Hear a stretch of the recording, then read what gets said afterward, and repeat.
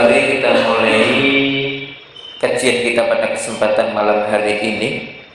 Bismillahirrahmanirrahim. Assalamualaikum warahmatullahi wabarakatuh. Waalaikumsalam. Innal hamdalillah nahmaduhu wa nasta'inuhu wa nastaghfiruh wa nastahdihi wa na'udzu billahi min syururi anfusina wa min sayyiati a'malina may yahdihillahu fala mudhillalah wa may yudlilhu fala hadiyalah. Asyhadu an la ilaha illallah wa asyhadu anna Muhammadan abduhu wa rasuluh. Qala Allah ta'ala fi kitabih, a'udzu billahi minasy syaithanir rajim. Ya ayyuhalladzina amanu taqullaha haqqa tuqatih wa la tamutunna illa wa antum muslimun. Wa qala Allah ta'ala fi ayatil ukhra wa'bud rabbaka hatta ya'tiyakal yaqin. Ikhwani fillah arsyadakumullah. Puji syukur kehadirat Allah Subhanahu wa ta'ala yang masih memberikan kenikmatan, kesehatan, begitu juga kesempatan kepada kita semuanya, sehingga kita bisa hadir, kita bisa datang, kita bisa berkumpul di rumah Allah ini dalam satu majelis yang mulia, satu majelis yang agung, yaitu majalisul ilm. Selanjutnya salawat serta salam marilah kita haturkan kepada junjungan kita Nabi Agung Muhammad sallallahu alaihi wasallam yang selama ini kita ikuti tuntunan-tuntunannya, begitu juga yang kita tunggu-tunggu syafaatnya nanti di hari kiamat. Ikhwani fillah arsadakumullah. Kemudian melalui majelis taklim ini kami mengajak, mari kita jadikan majelis yang kita hadirin, majelis yang kita datangin sebagai satu sarana untuk meningkatkan ketakwaan kita kepada Allah. Atau dengan kata lain, bagaimana dengan hadirnya kita di majelis ini betul-betul semakin maksimal kita di dalam rangka menggunakan kesempatan hidup ini dengan sebaik-baiknya. Karena Allah Subhanahu wa ta'ala mengingatkan kepada kita, ya, kaitannya tentang tugas kita di dunia ini dengan menyatakan wa'bud rabbaka hatta ya'tiyakal yaqin, yang artinya wa'bud rabbaka, dan beribadahlah rabbaka kepada Tuhanmu hatta ya'tiyakal yaqin, hingga kematian datang menjemputmu. Artinya kita punya kewajiban beribadah kepada Allah itu hingga akhir hayat. Kemudian yang kedua, juga di dalam rangka beribadah pun di sana kita perlu mengetahui aturan-aturan. Jangan sampai karena kita senang beribadah tetapi kita melanggar aturan, ya, atau jangan sampai kita tahu aturan tapi tidak tekun beribadah. Tetapi bagaimana dua perkara ini senantiasa berdampingan, sebagaimana dinyatakan oleh Imam Malik. Beliau mengatakan bahwa, dinyatakan di sana bahwa man tasawwafa wa lam tafaqqaha faqad, man tasawwafa wa lam tafaqqaha faqad tazandaqa, wa man tafaqqaha wa lam tasawwafa faqad tafajjara, wa man jama'ahuma faqad tahaqqaqa. Imam Malik mengingatkan kepada kita kaitannya tentang semangat kita dalam beribadah kepada Allah yang perlu juga dibarengi dengan pemahaman syariat.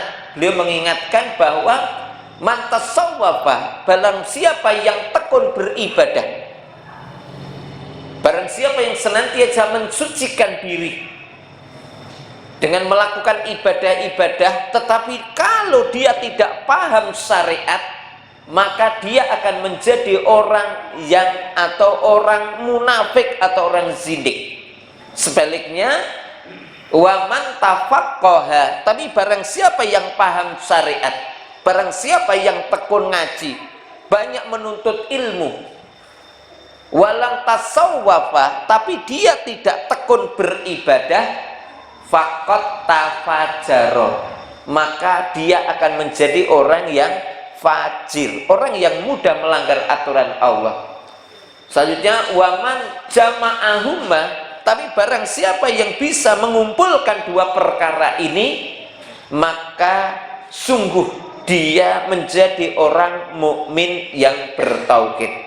Nah, selanjutnya ikhwanifidin arsadakumullah, kaitannya semangat kita dalam beribadah yang perlu dibarengi dengan kepahaman syariat.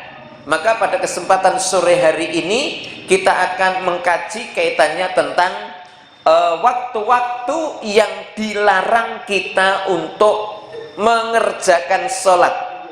Ya, jadi kita pada kesempatan sore hari ini kita akan membahas kaitannya tentang waktu-waktu yang dilarang untuk mengerjakan sholat. Ikhwanifidin arsalakumullah, sebagaimana muqaddimah tadi. Jadi jangan sampai kita beribadah hanya bermodalkan semangat. Jangan sampai kita beribadah hanya bermodalkan cinta, tapi kita tidak tahu aturan. Begitu juga kaitannya dengan sholat. Jadi sholat ini termasuk amal ibadah yang luar biasa. Maka di dalam rangka kita mengerjakan sholat pun harus dibarengi dengan pengetahuan. Maka pada kesempatan sore hari ini ya kita akan melanjutkan kajian kita, ya, kitab Taisirul Alam, syarah kitab Umdatul Ahkam yang disarah oleh Syekh Abdullah bin Abdurrahman bin Sholeh Al-Bassam. Di sana setelah pada pertemuan yang lalu kita membahas tentang perkara-perkara yang makruh, perkara-perkara yang makruh yang perlu kita tinggalkan ketika mengerjakan sholat. Dulu pembahasannya tentang ya ketika kita ini sudah dihidangkan makanan, maka supaya kita menyantap makanan dulu baru mengerjakan sholat, kemarin seperti itu. Maka pada kesempatan malam hari ini kita akan membahas tentang waktu-waktu yang dilarang untuk mengerjakan sholat. Ikhwanifidin arsadakumullah, sekali lagi Rasulullah Shallallahu Alaihi Wasallam mengingatkan kepada kita bahwa tidak ada satu kebaikan yang bisa mendekatkan diri kita ke dalam jannah kecuali telah Rasulullah Shallallahu Alaihi Wasallam jelaskan kepada kita. Maka kita tidak boleh mengatakan satu perkara itu baik kecuali itu sesuai dengan tuntunan Rasulullah Shallallahu Alaihi Wasallam. Begitu juga kita tidak boleh melarang sesuatu kecuali juga ya tidak ada satu perkara yang perlu kita jauhi yang itu bisa menjauhkan kita dari neraka kecuali telah Rasulullah Shallallahu Alaihi Wasallam terangkan kepada kita. Maka di antara perkara-perkara yang perlu kita ketahui ya kaitannya tentang larangan-larangan sholat, di sana ada waktu-waktu yang terlarang untuk mengerjakan sholat.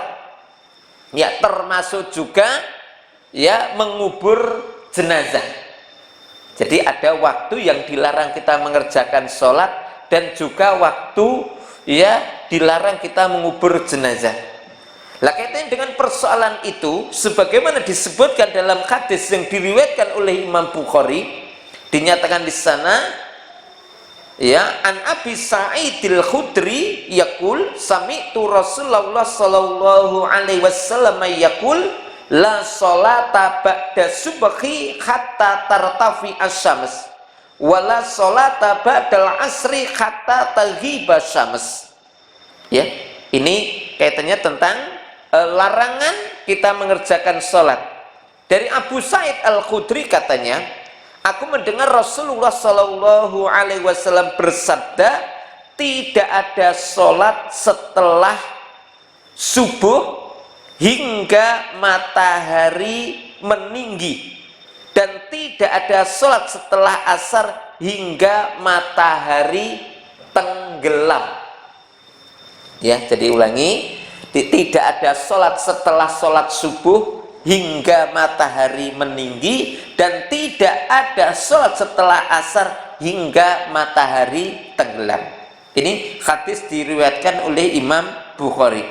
Begitu juga dalam hadis yang diriwayatkan oleh Imam Muslim juga sama, an Abi Sa'idin, dari Abu Sa'id, anna Nabi sallallahu alaihi wasallam qala la sholata ba'da sholatil asri hatta taghribas syams wala sholata ba'da sholatil fajri hatta tatoli as-syams.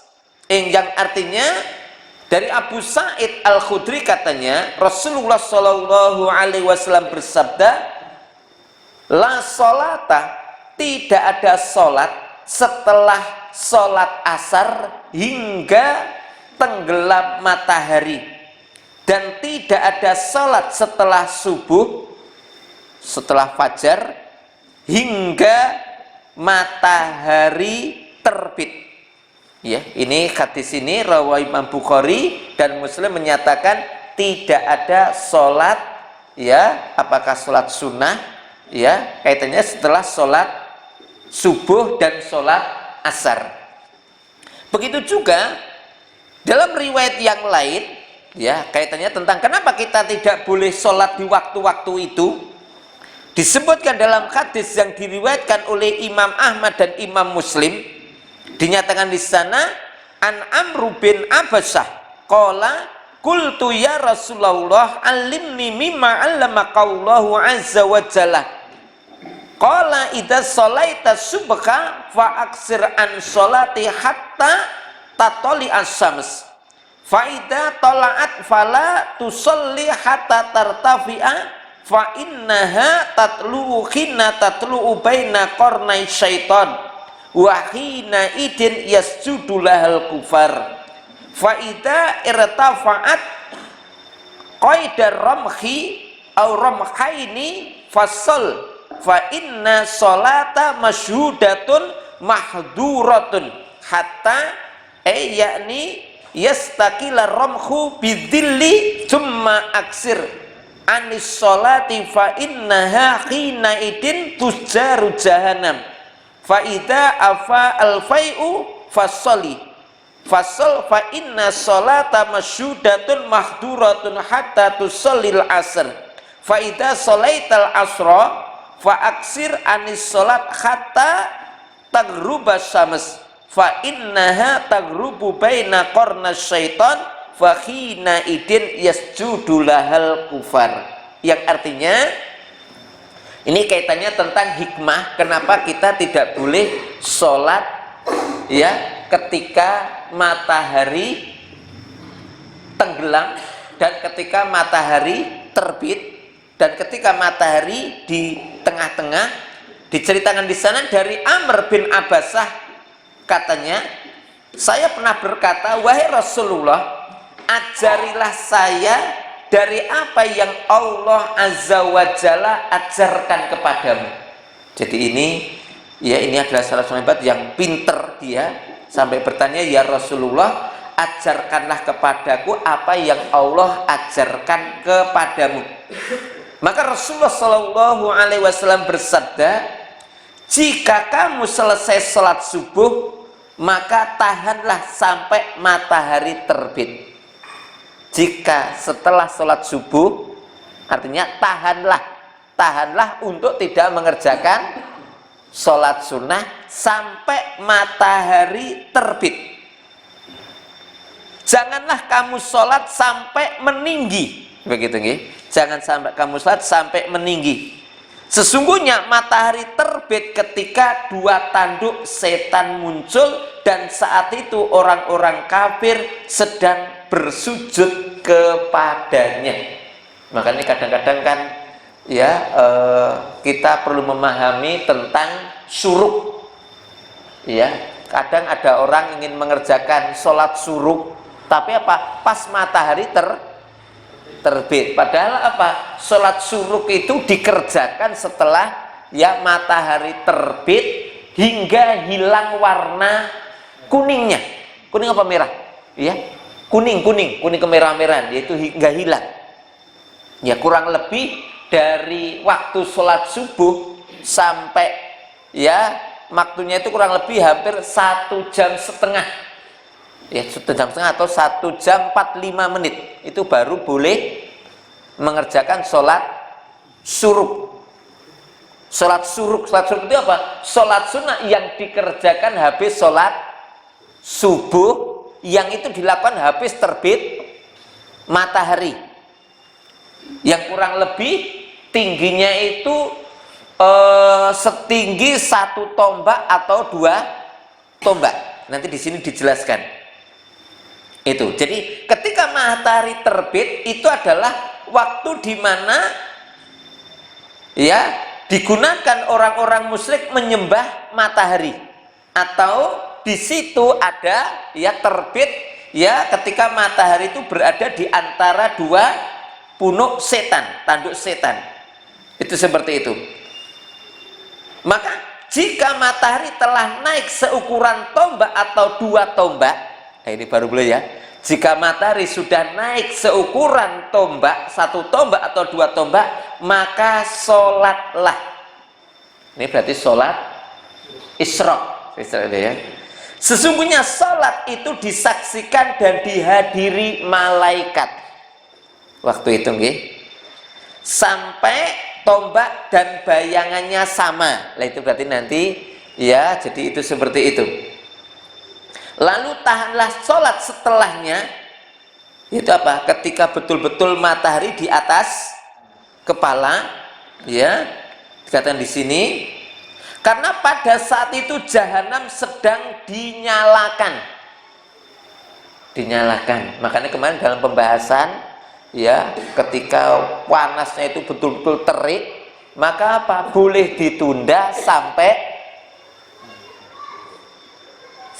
kalau duhur itu walaupun sudah ngelewang, tapi kalau masih panas sekali, kalau tigone tenanan, yaitu sampai terasa agak dingin, itu seperti itu.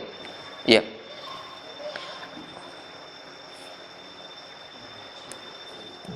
Ikhwani fillah arsadakumullah tadi, jadi ketika matahari itu betul-betul pas di atas kepala, disitulah ya Allah Subhanahu wa ta'ala sedang menyalakan ya neraka jahanam. Dan jika telah ada bayangannya, maka sholatlah. Berarti ngelewang. Sesungguhnya sholat saat itu disaksikan dan dihadiri malaikat. Begitu nggih? Itu ya, sampai kamu sholat asar. Seperti itu.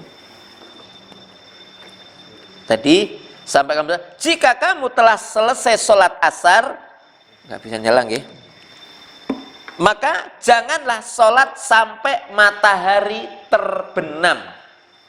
Saya ulangi, di sini Rasulullah mengingatkan, jika kamu telah selesai sholat asar, maka jangan kamu mengerjakan sholat sunnah sampai matahari terbenam.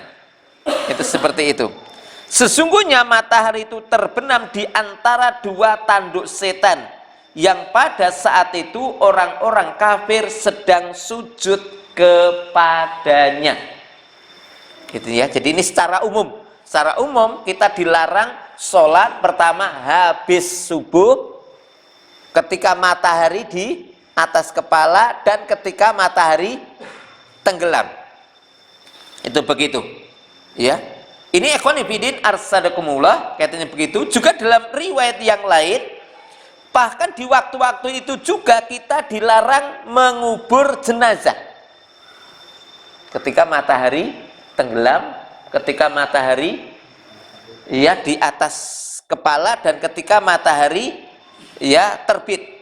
Sebagaimana disebutkan dalam hadis yang diriwayatkan oleh Imam Tirmidzi an Uqbah bin Amir al-Juhni, qala thalathu sa'atin kana Rasulullah sallallahu alaihi wasallam yanhana an nusalliya fihinna annakbura fihinna mautana. Ya, pertama, hina tatlu usyams bazighatan hatta tartafi'ah, wa hina yakumu qa'imu dhahirati hatta tamila, wa khina tadayyafu syamsu lil ghurubi hatta taghruba. dari Uqbah bin Amir katanya, ada 3 waktu Rasulullah Shallallahu Alaihi Wasallam melarang kamu atau melarang kami untuk sholat dan mengubur mayit. Ada 3 waktu, Pak ya. Rasul melarang kami para sahabat dan kita untuk mengerjakan sholat dan mengubur mayit. Yang pertama, ketika matahari terbit sampai naik sepenggalan. Ya, itu yang pertama. Kemudian yang kedua dikatakan di sini tadi ketika waktu tegak sampai condong sedikit. Jadi ketika matahari betul-betul di atas kepala sampai condong, itu baru boleh sholat. Dan yang ketiga adalah ketika matahari hampir terbenam sampai terbenam.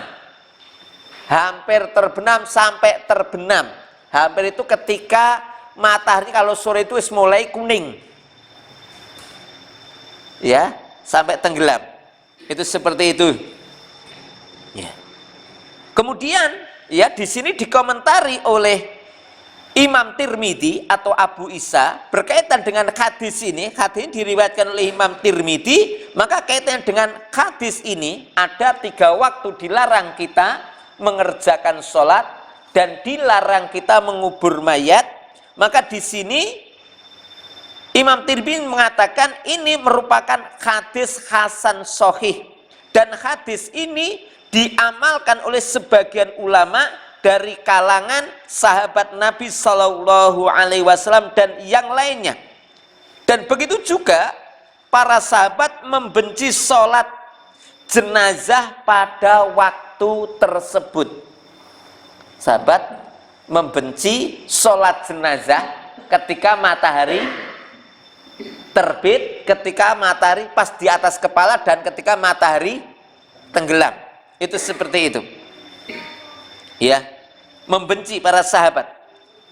Selanjutnya Ibnul Mubarak berkata, makna hadis tersebut adalah mengubur orang yang meninggal di antara kita. Jadi mereka benci. Maksudnya adalah sholat jenazah. Dia membenci sholat jenazah ketika matahari terbit, ketika tenggelam, dan ketika pertengahan siang hingga matahari condong. Dan ini juga merupakan pendapatnya Imam Ahmad dan Imam Ishaq. Jadi ini ya Imam Ahmad, Imam Ishaq berpendapat bahwasanya mereka membenci mengubur jenazah dan sholat di waktu-waktu itu. Adapun Imam Syafi'i, beliau mengatakan tidak mengapa sholat jenazah pada waktu yang dibenci, ya, untuk melakukan sholat di dalamnya. Tapi kalau Imam Syafi'i membolehkan. Kalau Imam Syafi'i, nanti ada pengecualian karena di sini ya, nanti ada pengecualian pembahasannya. Ya, begitu juga ikhwani fillah arsadakumullah, juga dalam hadis yang lain. Ini hadis rawahu Imam Muslim, Ibnu Hibban, Imam Ahmad, Darimi, Nasai, Abu Dawud, Imam Muslim dan Imam Ahmad. Dinyatakan di sana dari Uqbah bin Amir, an Uqbah bin Amir al-Juni yaqulu salatu sa'atin kana Rasulullah sallallahu alaihi wasallam yanhana an nusalliya fihina wa nakbura fina mautana hina tatlu usams bazighatan hatta tartafiya wa hina yakumu qa'imu dhahirah hatta tamila syams wa hina tadayabu samsu lil ghurubi hatta tagruba. Jadi ini ada sedikit lafaz yang berbeda walaupun maksudnya sama.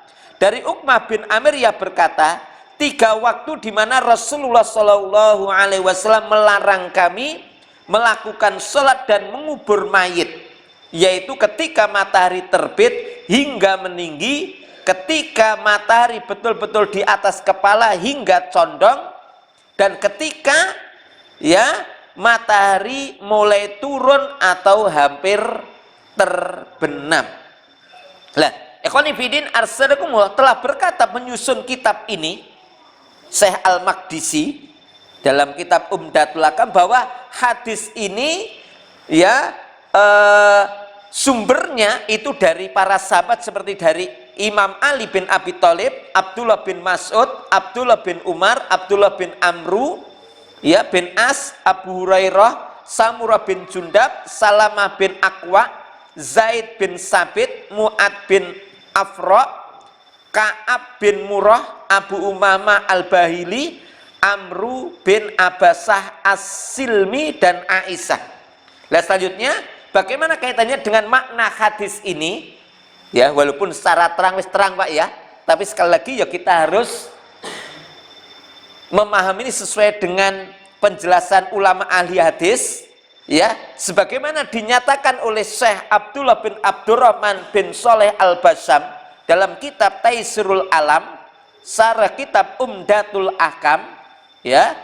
Ya, jadi kitabnya Al-Mahdisi disarah oleh Syekh Abdullah Al-Basyam ini. Beliau menyatakan bahwa di dalam hadis ini Rasulullah Shallallahu Alaihi Wasallam melarang untuk mengerjakan sholat, yaitu pertama ba'da subuh hingga terbitnya matahari. Ya, tadi sampai setinggi 1 tombak atau 2 tombak. Dikatakan diri sampai kurang lebih 3 meter. Itu yang pertama. Begitu juga yang kedua, Rasulullah melarang sholat ba'da asar hingga tenggelamnya matahari. Karena sholatnya di waktu seperti itu menyerupai orang-orang musyrik, di mana mereka menyembah ya berhala ketika terbit matahari dan tenggelam. Dan yang ketiga, kita dilarang menyerupai mereka dalam peribadatan mereka. Jadi kalau kita itu beribadah di waktu itu, kita menyerupai mereka. Nah, selanjutnya, lah bagaimana ketika kita itu sholat di waktu itu? Ya, jadi kita ingatkan sekali lagi, walaupun jelas hadisnya melarang, tapi ternyata di sana banyak ulama berbeda pendapat. Sebagaimana dinyatakan ini dalam kitab Taisirul Alam, mayoritas ulama berpendapat bahwa ya larangan di situ itu bersifat makruh. Begitu ya, larangan di situ bersifat makruh. Jadi mayoritas ulama berpendapat bahwa larangan dalam hadis itu adalah waktu-waktu makruh, ya, berdasarkan hadis-hadis di atas. Sedang sekelompok dohiri berpendapat bolehnya sholat di waktu-waktu tersebut. Mereka nanti banyak menampilkan dalil-dalilnya. Dan mereka mengatakan bahwa hadis tentang larangan sholat di waktu-waktu itu telah dimansuh atau dihapus dengan dalil yang lainnya. Walaupun ada yang mengatakan, ya, ini secara umum begitu. Secara umum kita itu dilarang sholat di 3 waktu itu. Secara umum kita dilarang mengubur jenazah di 3 waktu itu. Itu seperti itu. Ya. Kemudian juga mereka mengatakan, lah kita tidak boleh ya menghukumi itu kecuali ada hadis yang mentaksis, mengecualikan, pengecualian, ya. Lah kita boleh itu karena apa? Dikatakan di sana ya, sebagaimana di sini dinyatakan, ya. Kita boleh mengerjakan sholat di waktu-waktu itu. Nanti di sini para ulama kemudian menjelaskan, ya, bahwa para ulama berbeda pendapat kaitannya tentang sholat apa saja yang dilarang untuk dikerjakan di waktu-waktu itu.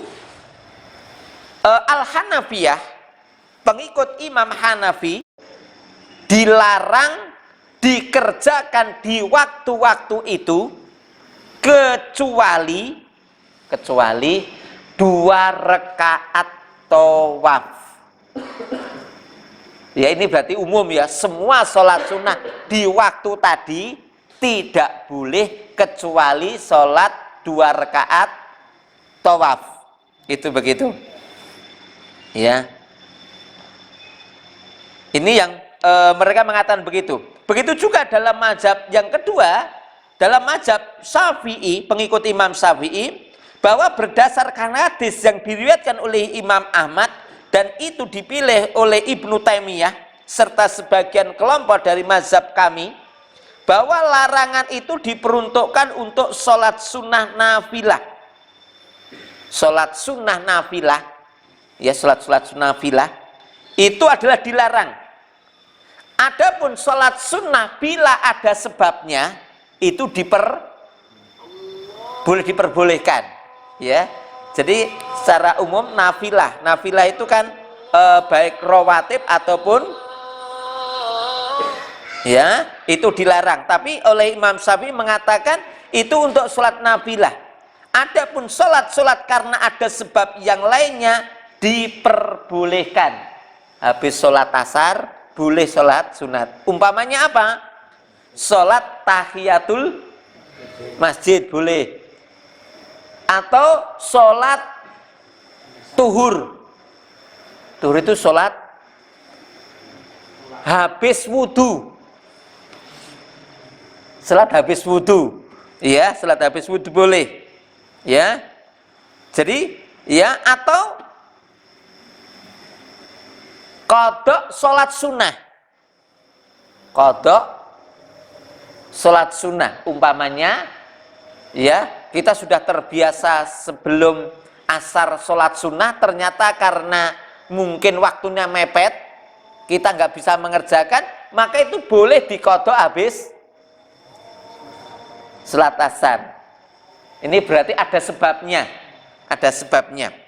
ya. Sebagaimana kaitannya tentang perintah setiap habis wudhu itu untuk sholat sunnah, dinyatakan di sana bahwa An Uqbah bin Amir qala kanat alaina riayatul ibili fajaat naubati farawahatuha bi'asyi fa'adraktu Rasulullah sallallahu alaihi wasallam qa'iman yuhaddisu nas fa'adraktu min qali ma min muslimin yatawaddau fayusinul wudu'a tsumma yaqumu fayusalli rak'ataini mukbilan alaihima biqalbihi wa wajhihi illa wajabat lahul jannah.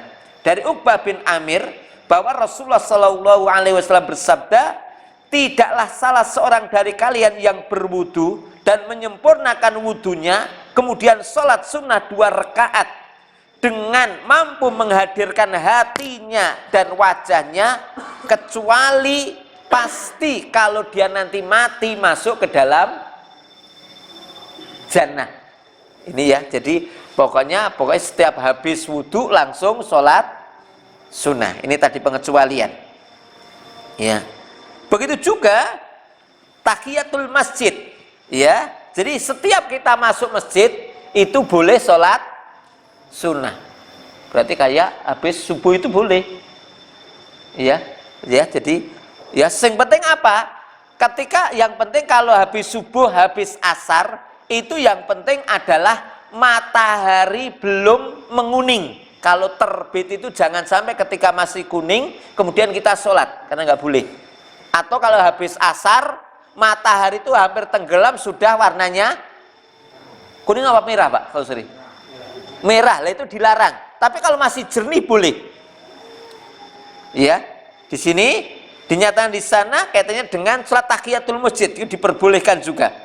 Dinyatakan di sana an Abi Qatadah anna Rasulullah sallallahu alaihi wasallam qala idza jaa ahadukum al masjida falyusalli sajadataini min qabli ayyajlisa.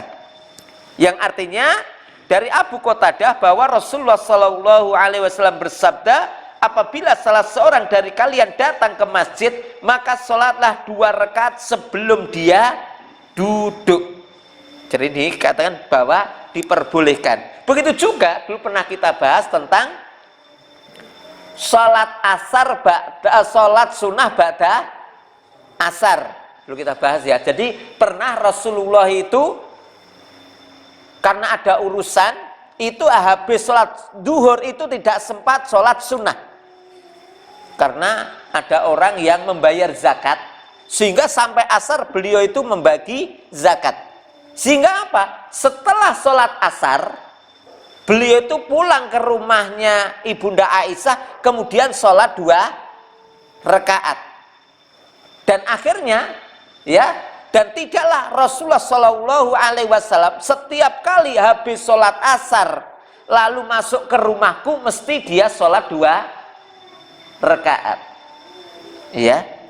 Kemudian apa? Ada salah seorang sahabat itu ikut, ya, di sana membolehkan, ya.